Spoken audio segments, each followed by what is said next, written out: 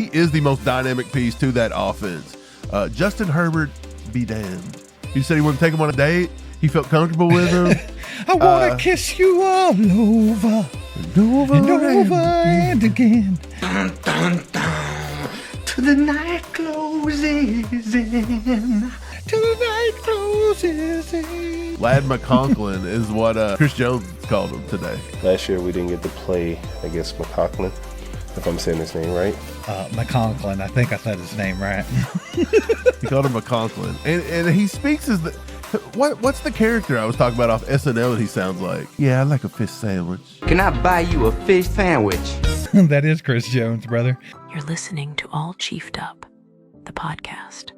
Chiefs Kingdom ACU crew, welcome back to All Chiefed Up. We're back with another podcast for that ass. It is Tuesday, September 2nd. Hope you guys had a good Labor Day yesterday. And also, the Chiefs got on the microphone yesterday. The coordinators, Chris Jones, talked a little foosball. We have a game this week, man. Friday night. The season officially kicks off on Friday night against the Chargers in Brazil, Mike. Are you excited about that? I'm excited. I'm excited for football. I don't know how excited I am about the game being in Brazil. Could care less. Would rather it be at an Arrowhead. Would like to be there, maybe. But not going to Brazil. Couldn't afford that plane ticket if I saved up all my money. You couldn't afford to go to Kansas City for the game, brother. That's true. But yeah, man, we heard a lot about different things today. I think the first guy that come out was Dave Tobe. We'll talk a little bit about what Tobe said. I mean, it was pretty quick. Tobe talked about Nico Remigio, basically. He just said he was in love with the guy. He said he wanted to take him on a date. He felt comfortable with him. I want to kiss you all over. And over and again. Till the night closes in. Till the night. Yeah, that's what it was. He said he was very comfortable, and he keeps getting more comfortable with Nico. Steve, we said Nico was going to be a lock. I think that got approved it the whole way. Dave Tobe, he was really he was just falling in love. He don't even have to keep pounding the table. He already made the roster, bro. Right, just quit. Just let it go. But he we said like Nico too. We like Nico too, but I mean, calm down a little bit. Nico's wife's going to be pretty jealous of Dave Tobe. Dave Tobe's got to calm down. But yeah, I'm excited about Nico too. I like his return ability. He can make something out of nothing. And we seen it last season. So I think it is nice to have that wrinkle, right? We have a guy that just specializes in returns. A lot of the talk over the offseason was that, well, there's so many good guys on this team. Maybe being a return man's not enough. And I was an advocate of that. I thought maybe special teams wasn't really a big thing this time around because so many different guys played special teams. But I think that really is the deal with Nico Remigio, and I think it's a good thing. Yeah, he said he liked the way he blocks, and he said he could contribute on offense, which we said that too. So that's about all the special teams that we're going to talk about today. It's not that exciting. Let's just be frank. It's not that exciting, special teams. But Steve, Spags got on the mic. Spags was asked about Ladd McConkey because he is the most dynamic piece to that offense. Justin Herbert, be damned. It is Ladd McConkey's team. It is Ladd McConkey is what Chris Jones called him today. He said McConkey. McConkey, I think I said his name right. He called him McConkey. And he speaks as the... What's the character I was talking about off SNL that he sounds like? Tim Meadows, where he's like, yeah, I like a fish sandwich. That is Chris Jones, brother. Yeah, hey, he but talks anyway, like him. Because of Chris Jones, we're now going to call Ladd McConkey for the rest of this freaking podcast. So, sorry, guys. He's earned the McConkey nickname. But, Steve, so how are they going to defend McConkey? That's what Spags come out and was talking about today. And this may be the quote of the entire presser, if you could even hear anything. I mean, right. I'm talking if you could hear any questions, it would be freaking amazing. We're going to talk about that in a minute, but what did Spags say? He said that McConkey was dynamic, okay, and that multiple guys are going to have to defend him. He wants all 22 eyes on him, and that means everybody on the defense is going to be watching him. If you're a nose, if you're playing free safety, you got to know where McConkey is at all times, Steve, because he's that dangerous. Do you think McConkey is that dangerous? He's that dynamic of a player? Do you think Spags is just talking him up here for the game? I think he's really good. I don't know if he's as dangerous as people are making him out to be. A lot of people have him as like a top 10 wide receiver in the NFL already. Steve, and all kinds of crazy last year when he come out, though, he was really good. Like, we were pounding the table for this guy. Brother, we knew it. But, I mean, we got Xavier Worthy, so it's hard to get kind of upset about that. But, I mean, Ladd McConkey was the most polished receiver coming out of college that year, and we knew it. We knew he was going to be ready to go. And he's showing why we thought that. He's really good. They're going to have to pay attention to him. And they're going to, I mean, as far as the Chargers goes, they're going to use the guy a lot. They have other receivers. They signed back Keenan Allen, but he's, old and decrepit? He's got to be like 47 by now. Yeah. He's literally, I think he's subscribed to AARP. Good Lord. 100%. He's got a freaking head the size of a Volkswagen Beetle and old man legs. I don't know if there's a whole lot he could do. But then you have Quentin Johnston, who has bricks for hands. So, I mean, I do think Ladd McConkey is probably the one to pay attention to, more than likely. It's really going to depend on that run game, I think. They didn't really talk about the run game very much. But I think that we talked about this yesterday on a live stream. Harbaugh, he wants to run the ball. Like, I think he wants to be that ground and pound, like really impose his will on the other team. And I think they're going to give that a shot with Najee Harris and Omarion Hampton. So I think our run defense, as long as it can be up to par and not look like it did against Seattle in the preseason, I think that we could be in a good position. Yeah, well, let's talk about the run defense for just a little bit, because we know McConkey is a good wide receiver. We get that. Yeah. But like you said, Hardballs is going to go out there and play some hard knocks, hardball football. That's what he's going to do. He's going to try to ground and pound. He's going to try to keep the score low. This is what he wants to do. This is why he come in, tried to get nasty with the big uglies in the middle. He tried to draft these running backs like Omarion Hampton. He went outside Najee Harris. Najee Harris tried to blow his eyeball out with a firework. He didn't even want to play on this team, I don't think. He was trying to sabotage himself. But he's back. He's going to play. And I'm with you. I think you have to focus on stopping the run first, because if you can't stop the run, it does no good to trail Ladd McConkey up and down the field. It just does no good. They're not even going to throw the ball to him. They're just going to pound it up the middle for 7 yards of carry. Right. And one of the big reasons that Chiefs Kingdom's a little upset here is because we went out and we pulled Derek Nottie back in, who, by the way, had been outplayed every single season he's been here by none other than Mike Pennell. Big Mike Pennell. Okay. Mike Pennell just re-signed, or didn't re-sign. He just signed today with the Bengals. And not today, I meant yesterday on Labor Day. He signed with the Bengals. Steve, that is a big loss, I think, knowing that he is not going to come back. And I mean, look, the Bengals could cut him. There could be that thing throughout the season where he gets thrown back to the dumpster and we go back and start picking through it there towards like we tend to do.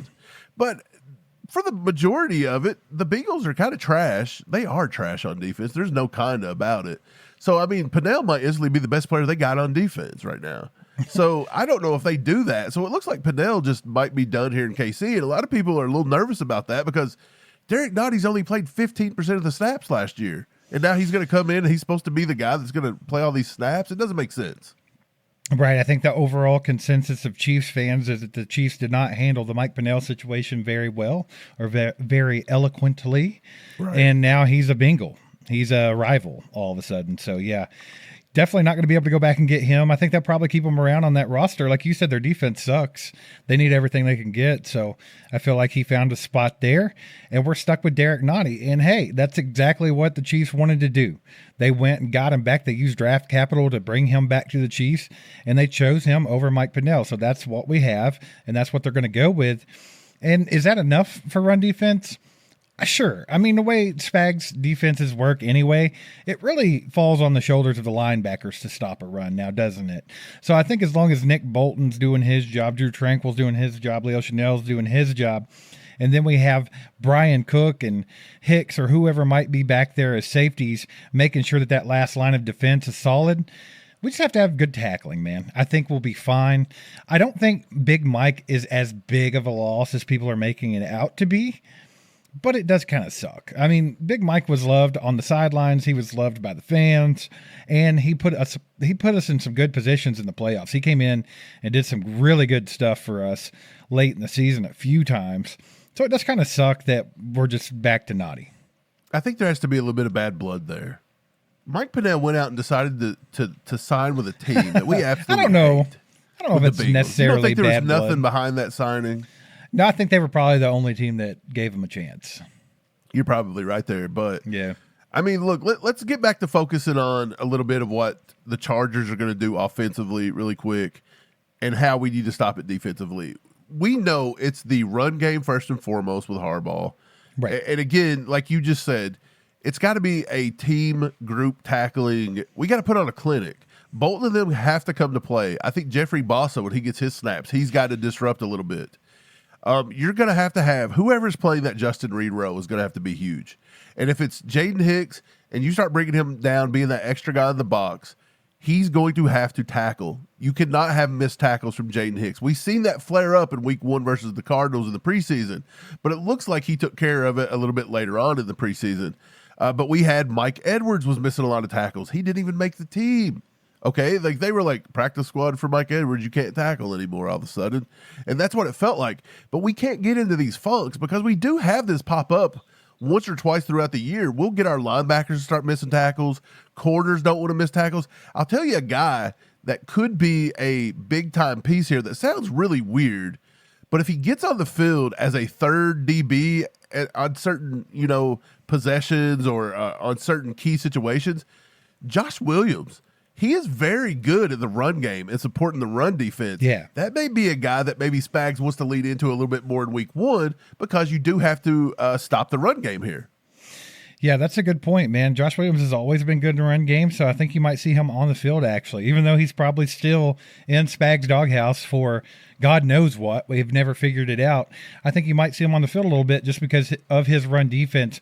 Another guy that I want to keep an eye on in the secondary with the tackling is Shamari Connor. This kid tends to over-pursue. He tends to miss tackles quite a bit, and hopefully he can get that squared away because he is a good player.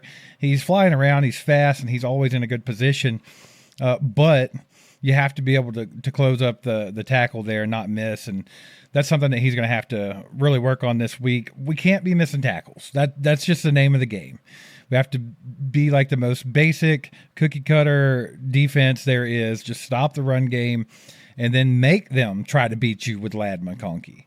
Like that should be what we do. Like make them try to pass the ball on us. But hopefully, Mike, it's not that big of a deal because our offense is just lighting the scoreboard up, and they're not going to be able to have a very dynamic offense over there. They're going to have to just go out and throw the ball constantly. Right. Last thing I'll ask about McConkey, would you shadow Trent McDuffie on him, or do you think that it is smart, like Spags said, multiple guys will need to defend him? Are you comfortable with him getting in a position, maybe in the slot and getting Shamari Connor on him? Are you comfortable with Jaden Hicks covering him? Are you comfortable with a linebacker such as maybe even Jeffrey Bossa covering him? Or do you think, hey, let's just put our boy Trent McDuffie on him. Let's shadow him, and we'll let the Trey Harrises and the Keandre Lambert Smiths and the Quentin Johnsons. We'll give them over to Jalen Watson, and we'll go from there. Well, I know that Ladd McConkey's about the same age as a lot of those guys, or maybe even younger, but he plays years ahead of where he should be. This kid's super smart. He's one of the best route runners in the league. Just coming out of college, he's so patient. He paces himself well. He's very smart. He knows how to get cornerbacks in a bind. That's just what he's good at. So I think you're going to see him beat some of these guys. And I think if it gets to be a problem, then we start talking about Trent McDuffie having to shadow McConkey. But I think early in the game, they're just going to do exactly what Spags said. They're going to trust multiple guys to cover him. But if it becomes an issue, you always have the option of being like, hey, Trent, get on his hip and let's go from there. Last guy we'll talk about on the secondary, and we'll move over to the offense. Christian Fulton. He didn't get to play a lot in the preseason. Spags actually said, he told him, look, you got to get your sea legs back. He called him his sea legs. That's a wild quote. When I hear it, I think of Christian Fulton, and his lower body is like a octopus. He's got 8 sea legs, and they're just wobbling out there. I think about him doing the sea walk, like Snoop Dogg. Man.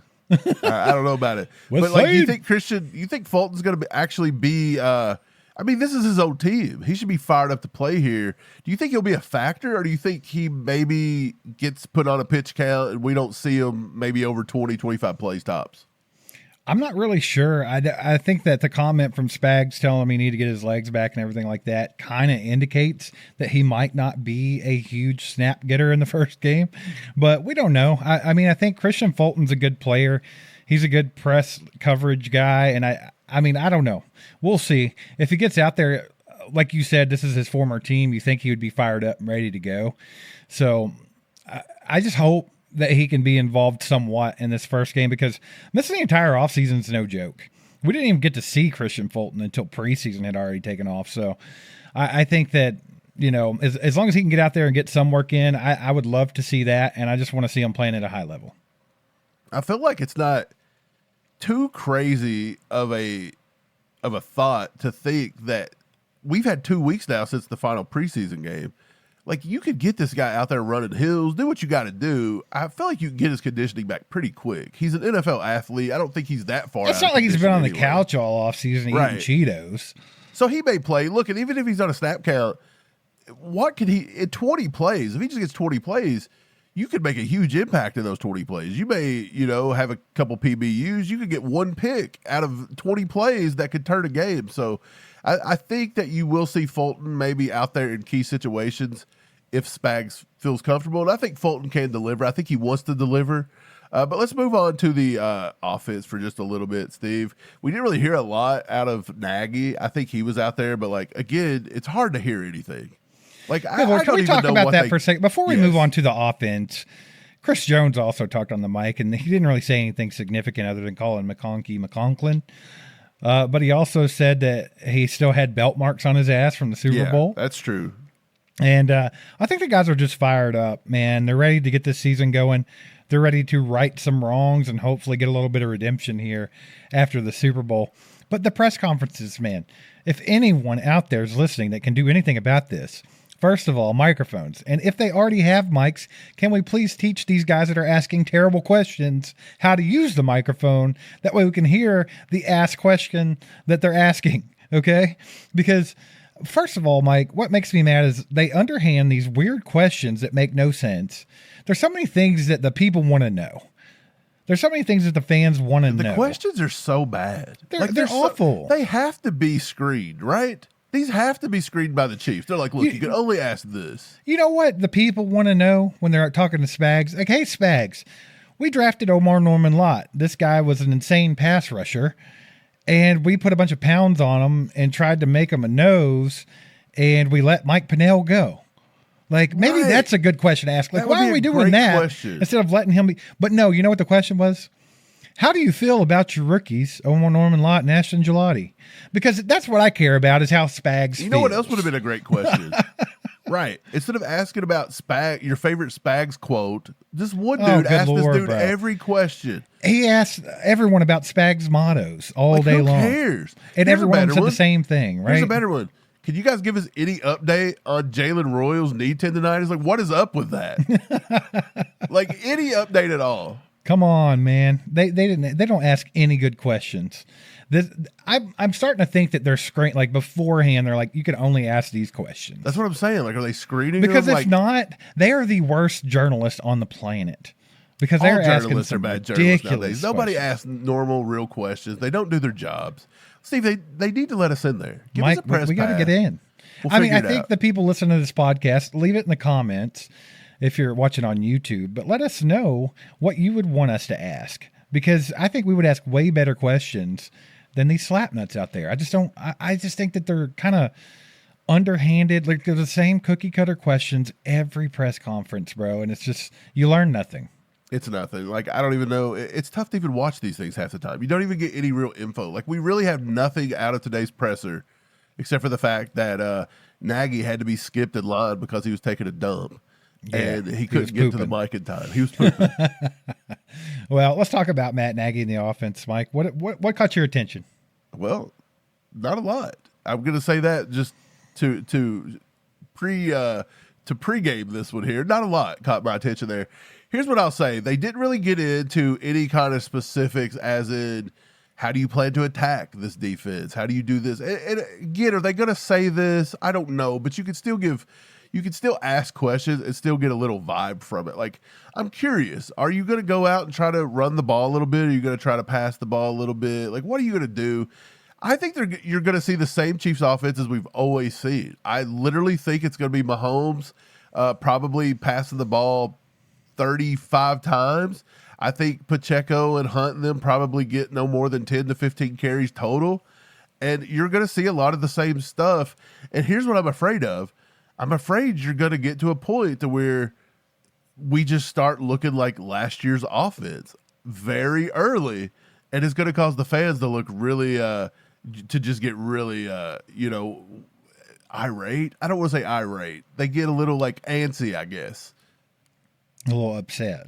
A little upset that it could potentially look a little stagnant in week 1. I don't know if it's going to be the happy long ball, throw that 30-yard pass over and over again kind of thing. Like, you may see it a few times. I would caution you to say, don't fall in love with the perception of how you think this offense is going to look just yet. Give it a few weeks, maybe even till Rashee Rice comes back. Well, I mean, it really just depends on Patrick, right? It's what mindset Patrick's in. I think no matter what the offensive scheme is, Patrick always has those opportunities to take the shots down the field. Andy gives them to him constantly. Yeah. We saw it last season. Xavier Worthy could have exploded off the charts last season if Patrick had just thrown the ball. Is the chemistry going to be there? Is Mahomes' deep ball accuracy going to be there this year? Like, well, here's what I think. I think the biggest factor here is Josh Simmons. You actually have a left tackle now.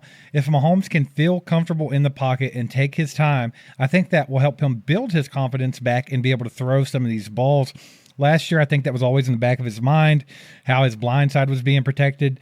This year, I don't think he's going to have to worry about it. Now, it's going to be a good test right off the rip.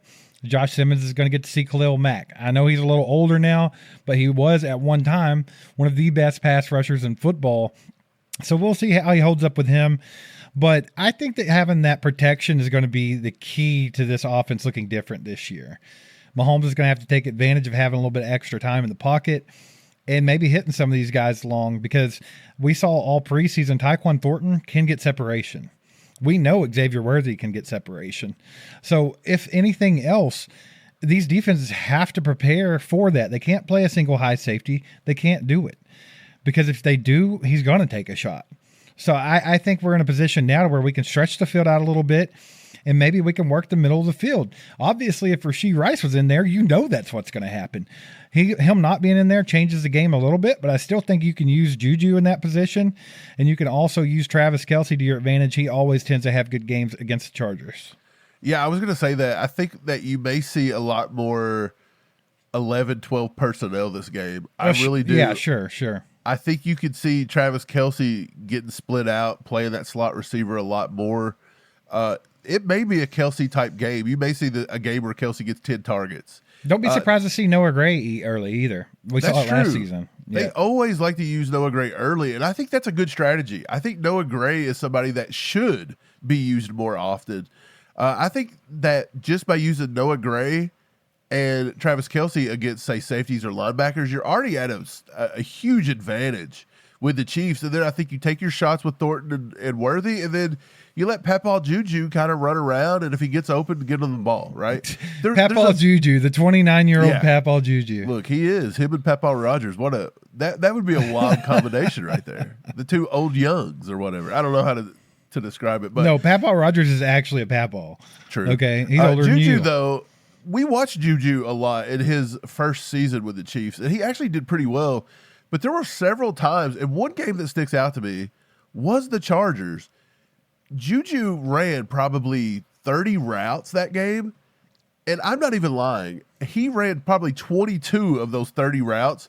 He never went within 4 yards of the line of scrimmage before he turned around or ran like a little drag within 3 to 4 routes, or you know what I mean? Like, he just never really run anything over 3 or 4 yards from the line of scrimmage. He hovered around the line of scrimmage, I guess, as almost a bailout option for Mahomes. Brother, I don't know if you've noticed, but if you watch all 22 tape, I feel like a lot of times we have 3 receivers that are running pointless routes. They do that a lot. Like, it's just the way the offense has shifted into, I guess. Yeah. Well, I think Juju's just got to have, kind of step it up a little bit. I think it's a conversation he has to have with himself. Like, hey, man, you got Rashee Rice out. I got to step it up. I got to do this thing. We know he can do it. We've seen it in flashes.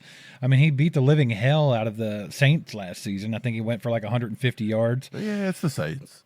Right. The Saints are ass. But he can get it done. And we know that he has pretty good chemistry with Mahomes as far as finding some soft spots or being in the positions he needs to be in on third downs. I think that they kind of use him like Travis Kelce in that sense, where Usually if Juju's on the field and they need a play, they might go to him to move the sticks. So I think that's definitely always going to be in play. But Juju's also that dirty guy that's just going to get out there and block his ass off and really do what he's got to do to open things up for everybody else. So either way, man, I think it's Xavier Worthy Day. I think Xavier Worthy needs to have a day. And I think he's going to have a season because Xavier Worthy is much, much more than just a go route guy. He can do a lot of things. So I think they'll make sure to get the ball in his hands. A nice Worthy versus McConkey matchup. It's almost like a UFC McConklin. fight. Get it right. The battle of the first round picks. What Doesn't could have been? McConkey and Worthy sound more like a UFC fight? Yeah, it does. Ladd McConkey, I mean, it's kind of like, like they brought in the Irishman to verse. I just imagine the guy from America. And they like make that dude, that Patty dude that fights, that's always talking about being fat and eating all the time. I just imagine that's what Ladd McConkey would look like. Ladd McConkey, it sounds like a character off like Mike Tyson's Punch Out that you'd have to beat in like the third round, where they make it really ridiculous. Like he comes out holding a beer and like a shepherd's pie. And he's like, "You can't beat me."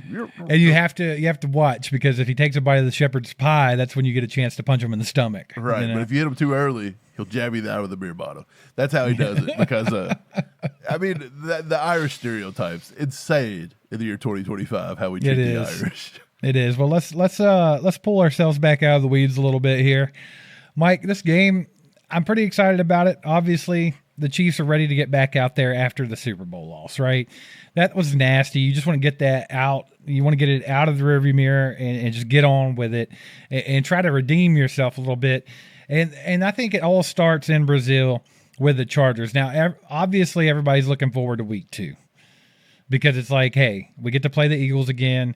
Let's go out there and show the world that they're not just going to beat us around like little girls, right? Because that's exactly what happened in the Super Bowl. I mean, Chris Jones even brought it up in its press conference, talking about how he still had belt marks on his butt and this and that. I think that's definitely something that's out there in the ether, right? I mean, all off season, it's been that the Chiefs dynasty is done. The Chiefs are done. They're not going to do anything else. It's just completely over because the Eagles beat them so bad in the Super Bowl. And I think that these guys, they hear it. And, I mean, we hear it. And it annoys us. So you can only imagine how they feel about it. So I think getting out and getting an early start in the season, not overlooking the Chargers, but beating the Chargers and then going out and beating the Eagles in week 2 would be a good way to start it out. Right. I don't think you overlook the Chargers because it is a divisional game. You can't. Right. If the NFL would have maybe put a non-divisional game right off the bat, like say the Lions or something, maybe you could have overlooked it trying to get to the Eagles. But I think that because it is a divisional rival, this keeps you grounded. Also, traveling to the end of the earth to play a football game probably keeps you a little bit grounded as well because once you get over there, it's like, what are you going to do? Like, you have to prepare completely different, right? Like I think Mahomes even said the other day in a presser, like they have all the trainers and the team has like a plan because they've really researched the travel and how it affects you and the times and everything else. So he's like, they have a plan in place and we'll follow that. And he was taking jabs at Kelsey, talking about how he had to explain to Kelsey how. So by the time you're watching this or listening to it, the Chiefs will be leaving out within 24 hours. Like they're going to head out on Wednesday. So it's going to be a wild travel. It's probably going to be close to 24 hours of travel. I don't know how far it is, but it is a long flight. Like, is it really? Look that up. Somebody look that up. Ian, look up the flight from Kansas City to Brazil. I guess it's what's the name of the city? Sao Paulo? Is that where they're going? Yeah. Ian, what you got, buddy? Look it up. Let us know. It is a 15-hour and 11-minute flight. That's a long time, dude. I like how they threw in the 11 minutes there. That's a full day of travel, bro. And also, a direct flight from Kansas City to Brazil does not exist, but they're flying private, so they're going to go straight there. So, I mean, if you're looking at 15 hours, maybe less. 15 hours, maybe more, depending. Dude, I'm going to say that's a long time, dude. 24 hours and 15 of it. It's wild to think that the NFL would do this. Like, to me, that's a little extreme. Well, we talked about this a little bit on the live stream the other day, Mike, but like I'm all for the NFL being a global thing because that's what Lamar Hunt envisioned, right? He wanted it to be the biggest sport. He wanted it to be all over the world. So I'm down with it. But yeah, the traveling and stuff, man, it really Like, are you is crazy. auditioning? So, okay, let's talk about this for just a minute. Are you auditioning for other countries to possibly have NFL franchises? Now, Like, I because think that we've heard it rumored that London could have one or Right. Mexico could have one. Brazil, that is insane that every team in America would fly 15 hours for a game is insane. Or these guys fly 15 hours this way every week. yeah, I mean that's too almost much. unreasonable, right? That's way too much. But I wouldn't be surprised to see an international team eventually in the NFL. I don't know how I feel about that. I don't know if I love it. It's weird because it's the National Football League, which indicates that it's just for the country here. But I mean, like I said, Lamar saw it as a global thing. That's what he wanted. I mean, you hear Clark Hunt talking about it. I think even in the Kingdom they talked about it a little bit on that documentary there. Isn't it fine, though, for people to enjoy the sport outside of the country? And maybe we'll take our game to you like we're doing now. But I just cannot see having a legit London-based franchise that you have to, like, or maybe Mexico I can almost deal with. Maybe if there was a London team and they only got to play like a couple of home games, but they had like a home stadium located in the United States or something like Which that. is just weird. Like, what's the point? I don't know. I don't see it. I don't know how that's going to work. I think eventually you'll see something, but I just don't know how they'll make it happen. The Saskatoon. Let's go there and give those Canadians some football, huh? Could you It's gonna imagine be, like a legit a Canadian football team? and Imagine how like bad a they Saudi Arabian team. That'd be cool. They'd have the little curtains hanging from their helmet. like those countries over there. Like there's like super rich countries over there, like Dubai and all that. Like, could you imagine? Yeah, They're dude. just wearing 24 karat gold helmets. Yeah, they would too. They'd be blinging. They'd be blinging, brother. Anything that you're looking at for the game? I know, guys, if you're listening right now, if you're on Spotify or Apple or whatever, we appreciate you guys listening to the podcast. Do us a favor and give us 5 stars and write some nice stuff in the comments. But you can also come over to YouTube and check us out and subscribe on YouTube. But yeah, we'll be doing a pregame that we like to call the tailgate on Thursday night. It's a live stream on YouTube. So come check us out and hang out with us. And we'll be doing a more in-depth look at the game, kind of the matchups we want to see, and also giving score predictions and everything. But Mike, not getting too far into it yet, what are you looking forward to about this game coming up? Like what's the main thing, like in a big picture, nothing specific, but just kind of broad. What are you looking forward to? I'm looking forward to actually just being back on the field, seeing how the Chiefs look, seeing how this roster's kind of shaped up. But I think the overwhelming thing when it gets to the football part is I want to see how Patrick Mahomes' line is protecting him. I think that's the first and foremost, the biggest thing you can watch for the Right. offense.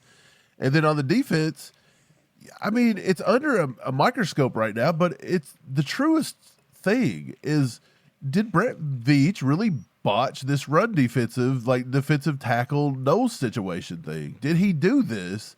Like, is this going to be the Achilles heel? We've had one of these every year. Like, for a couple years in a row, it was receiver. For literally almost 2 years in a row, it was receiver. They couldn't get it together. Last year, it was something else. A corner maybe or something. I don't really remember, but it's always something. Like, you just can't figure out a way to put the complete pieces together. Like, it's like a puzzle. The offensive and there's line always that has been a one big thing. one, brother. Yeah, that's been a big one too. So, like, I feel like the offensive line's starting to come together, but like, is the run defense going to be there? And this is a huge test. I don't even know how to say it. I almost can't even find the words. But a Harbaugh wanting to run the ball kind of team with Najee Harris and Omarion Hampton, like, you're going against a big time test week 1. Are they going to get bullied, or are you going to go out there and play some football? Like, that's what I'm worried about. If you go out there and you play and you handle business in week 1, then I'm not too much worried throughout the season, because you're rarely going to find a team with a 1-2 punch like an Omarion Hampton and Najee Harris. Right. Well, I agree with you, but at the same time, I think that my focus is going to be more on the offense, and I'll explain. I think that even Spags touched on this in his presser, that his defenses take some time to come together. We've talked about this over and over again for years. Usually you don't really know what you have with the defense there until about 8 weeks because they always have young guys, new pieces, all trying to blend together, learn this defense and everything like that. So if they don't look great in the first week, I'm not going to freak out. But I don't want them getting bullied around, like you said.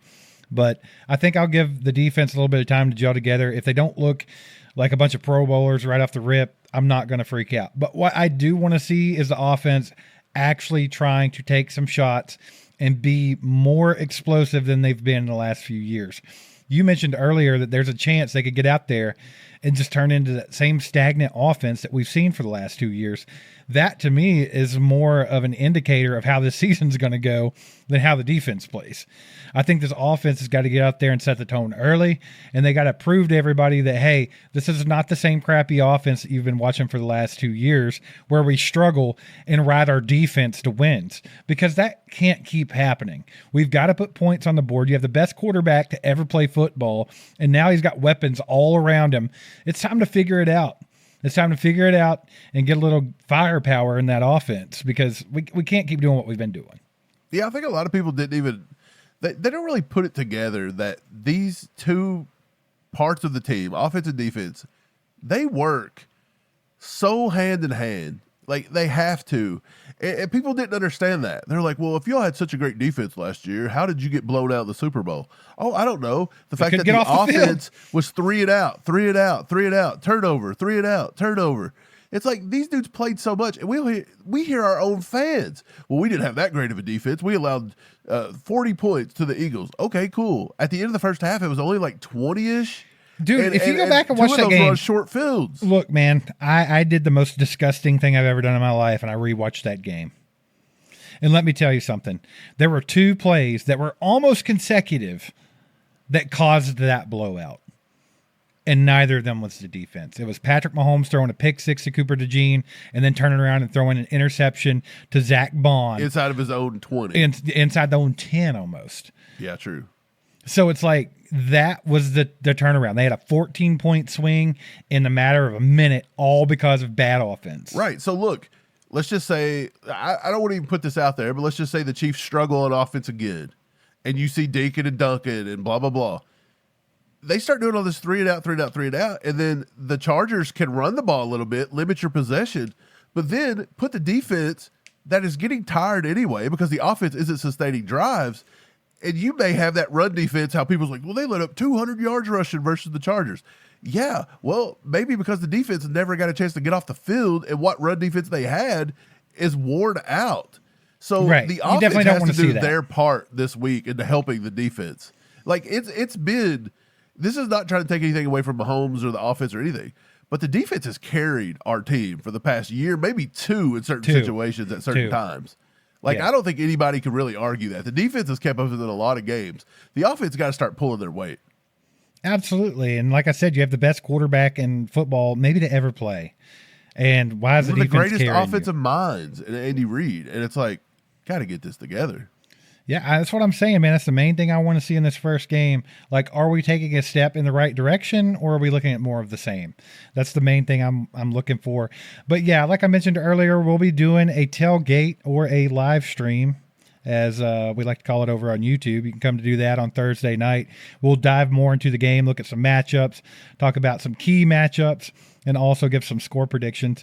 So be sure to come check that out. If you're watching on YouTube, do us a favor, hit that like button, subscribe to the channel if you haven't already, and you come over and watch that live stream as well.